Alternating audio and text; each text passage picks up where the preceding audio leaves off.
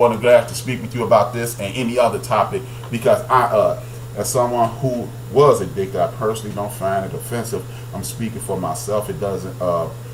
He doesn't have the knowledge to profess to, or he professes to have.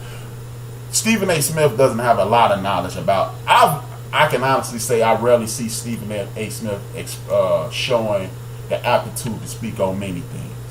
Stephen A. Smith, in most cases, he rides the fence. That way, he won't be nailed down. His opinions aren't his own. When I used to listen to Mike and Mike in the morning, I would hear a quote unquote expert come on, Kim, and I would hear, let's just say, Adam Schefter or one of those guys come on there, give their opinion about a specific topic. I would later on that morning watch First Take, and Stephen A. Smith would change one or two words and then present it as his own. An example of what I'm talking about is this, Kim. A couple days ago, a week ago, Stephen A. was talking about Kaepernick, and he was attempting to nail Kaepernick to the cross. It was when Nike came out with the T-shirts and Cap was gonna start making money off his protest. Stephen A. was like, well, he gonna have to get off his high horse because he making money and yak and blah blah blah. So it took Molly Quorum to pull his coattail and say, no, all of the money is going to charity. So he turns around and he goes, yeah. But the only thing I don't like about him is he didn't have a plan. And it took Will Kane, of all people, to step up and say, nah, blood, it don't go that way. And they continue to check him. And it's a damn shame a person who considers them, who professes to be intelligent, who professes to be a person in the know, is constantly being woken up by obvious points. They're not giving him information about things that you have to research. These are surface facts. And that's why I just wanted to know, am I the only person that's viewing this dude this way? Because Trey and Maestro, they have a semblance of respect. They actually respect the dude. And I respect those brothers. So that's what made me think about it. Am I being too hard on Stephen A? Or, is it just a matter of a difference of opinion? That's all. That's really my point. But back to this baseball, man. The New York Yankees are finally healthy, and Joe from Houston chimed in. Skip the Yankees, Jack. That's right there. I mean, let me start right there. Skip the Yankees, Joe. Skip you too. But welcome aboard, Joe. But the Yankees they got the Judge back. They got Giancarlo healthy. They are slowly getting healthy, and the question is: are the Yankees are they gonna be able to do anything? Are they gonna get hot at the right time? People, it's not about the best team; it's about the team that's the hottest. That's the beauty in playoff Major League Baseball. Because look, we paying attention to the Red Sox, we paying attention to the Yankees. It's because we're in the Midwest. We keep an eye on Cleveland. The world champs are the Houston Astros, but guess what? Even though they lost their last 3 games, they 6-4 in their last 10. The Oakland Athletics are scaring the hell out of everybody who's a Yankee fan right now, because the Oakland Athletics have been red hot. Joe said F Stephen A. and it's Eddie from the barbershop voice. That's right. Tell Stephen A. Smith to kiss my ass. That's what Eddie would have probably said. But yeah, Joe, you a Yankee fan. I know you're terrified that the Oakland A's. The Yankees don't want to go out west. I'll tell you that, Joe. You can love the Yankees all you want, but the Yankees don't want to get on that plane and go west, young man. Nobody wants to go out to that Coliseum and play on that regular ass field that the Raiders gonna be getting their draws kicked in their ass for 7 more games. Nobody wants to do that, Joe. So it's gonna be very interesting, and we all know one thing for sure. There will be a team that nobody's really talking about right now. See, it's only going to be 6 teams, but it's a team that, you just assuming that they're going to go in and out, and that's the team that's going to choke somebody out. And all it takes is to choke out one opponent in Major League Baseball. And once you choke out that one team, you get on the roll. Ask the Houston Astros. We thought the Houston Astros were doing pretty good when they picked up Verlander last year. It's like, okay, it's cool. They might make it to the ALCS. It's gonna be cool. Next thing you know, they get red hot and it was over. So we thought it was gonna be Cleveland. just like we think it's gonna be the Red Sox. For whatever reason, I can't stand the Red Sox, man. I'm a born and raised Midwesterner. I hate the Red Sox like I was born in the South Bronx. I promise you, I don't like anything Boston. I used to like Bird. I gotta cut it out. I used to like Bird. I was a big Bird guy. Bird was a fool. But I don't like anything Boston. Boston sucks, man.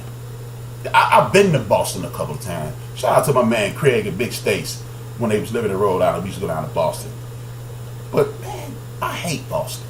So I'm gonna need everybody who rooting for the Yankees, the Cleveland Indians, the Cleveland Indians, the Houston Astros, the Oakland Athletics, the Atlanta Braves, the Chicago Cubs, Milwaukee Brewers, the Dodgers, and the Rockies. I'm taking the field. Anybody that beat the Red Sox, I'm bad. I might buy a jersey. I might jump all the way out the window and buy a jersey because I hate Boston. Speaking of hating Boston, a book came out. We're going to go right into this NFL situation. A book came out this week. It documented the tensions between one Tom Brady and Bill Belichick. Shannon Sharp and suspected white supremacist Skip Bayless, suspect by me, I don't know about nobody else, but it's me, it's your boy. But they've been touting this for a year. Ever since the whole situation when it came about where Jimmy G was going take Brady's job and all this and all that. I want to ask a question. As we look at this book and we read some of the excerpts and they talk about how Brady's upset. The question is this: is Brady rightfully upset? Or, even though you're a legend, I've said this time and time again on this show, y'all, sports is a young man's game. Do you have the right, as an athlete, to be angry with ownership, general manager, or the coach for wanting to get rid of you and moving on? Because at the end of the day, just like players shouldn't get mad, in my opinion, players shouldn't get mad at ownership and coaches and general managers for being traded. When you are a Pantheon great, all-time great, Mount Rushmore great player, do you have the right to get angry when it's time to replace you? Because that seems to be the issue with Tom Brady. He's upset that Bill Belichick wanted to get rid of him. The last time I checked, Johnny Unitas, one of the greatest quarterbacks in the world, did not finish a Baltimore Colt. For y'all who don't know, the coach used to be in Baltimore. Joe Namath didn't finish a Jet. Peyton Manning didn't finish a Colt. Joe Montana didn't finish a 49er. So what makes Tom Brady believe he's above reproach? And then another thing, this strikes me as odd. This strikes me as hella odd. The fact that Tom Brady is upset that Bill Belichick doesn't praise him more and treats him like one of the guys. The reason I have a problem with that, and let me know if you guys have a problem with that. The reason I have a problem with that is this: don't present yourself as a guy who's team first, and you're just one of the guys, and you everything for the team. Just because you took that short money, you decided to take that short money, Tom. Nobody held a gun to your head. You know, like when guys get hurt and they blow their wad and they was trying to do it for the team, i.e. Isaiah Thomas, who's still rehabbing in Denver right now, who was going to be a max player, hurt his hip, and now he's playing for a league minimum. And nobody's crying any tears, shedding any tears for Isaiah. He feels entitled. Kim says he feels. I agree, Kim. But okay, Kim, question is, and this for anybody else, does he rightfully feel entitled? Is he in a position so that he can feel entitled? Or should he just fall back? Because the thing is, Tom is saying that Bill Belichick, allegedly, he's wrong for treating him like one of the guys. He should be getting preferential treatment because he's an all-time great. But we've seen time and time after again. Look, the dude who everybody and their uncle claims is the greatest basketball player in the know his business. I agree, Kim. The greatest basketball player in most people's eyes in the history of the game didn't finish a Bull. Patrick Ewing didn't finish a Knick. Akeem the Dream Olajuwon played his last game as a Toronto Raptor. Gary Payton moved to the he left the Seattle Supersonics and finished with the Heat. Dwayne Wade was let go in Miami. These are the days of you being guaranteed a slot at your old team. I don't think those exist anymore. As a matter of fact, as we going all the way back to Johnny Unitas, has that ever existed? Has that ever existed? Is Tom Brady right? I don't think so. I think he's crying over spilled milk, and you can't drink spilled milk because it's on the table. Forget about it, Tom. What makes you feel like you are above being treated like any other player in the history of the league? If you don't think you can be traded or you should be treated better, maybe you need to go to one of these franchises that's gonna treat you better. Go be a bingo for a little while. Go play for the Dolphins. And that's why I think he's overreacting. And anybody who's supporting him is overreacting, because last time I checked, the Washington Redskins still looking for a quarterback. The last good one they had was Mark Rippon and Joe Theismann, and 30 years ago, Doug Williams. The Chicago Bears still trying to replace Jim McMahon. He's not even an all-time great. Denver's still looking for a replacement of John Elway. The Raiders still trying to replace Jim Plunkett, bro. And they've had Richie Gannon, who was a league MVP, but he was a journeyman. That don't count. So when you have someone that you believe can replace an all-time great, whether he is or is not the deal, I think you have to pull the trigger. With that being said, it's a time to pull the trigger. There was a trigger pull with the New England Patriots this week after they received a bedrubbing by the hands of the Jacksonville Jaguars to the tune of 31-20.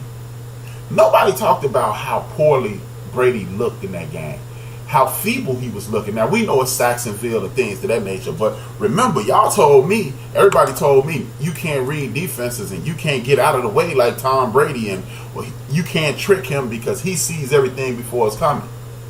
So the thing is, that's something that I've been disputing for years. I've been disputing that for years because you know what? Somehow, some way early in his career, he couldn't solve that riddle that was called the Pittsburgh Steelers too frequently. Now, he does have a winning record against them now, but they used to be in his ass when it was Joey Porter and Harrison back there blowing up his ass on a regular basis. He could solve that. He looked like a 41-year-old by the time the game was over. Exactly, Kim. Now, we got the Jacksonville Jaguars, and what they did different Sunday than they did in the championship game was this.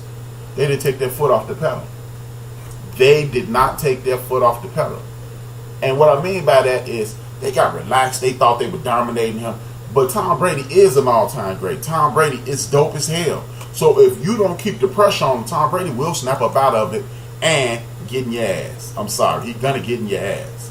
And when you start seeing him throwing touchdown after touchdown after touchdown, you and your coaches, the defensive coordinator, the coach stand on the sideline going,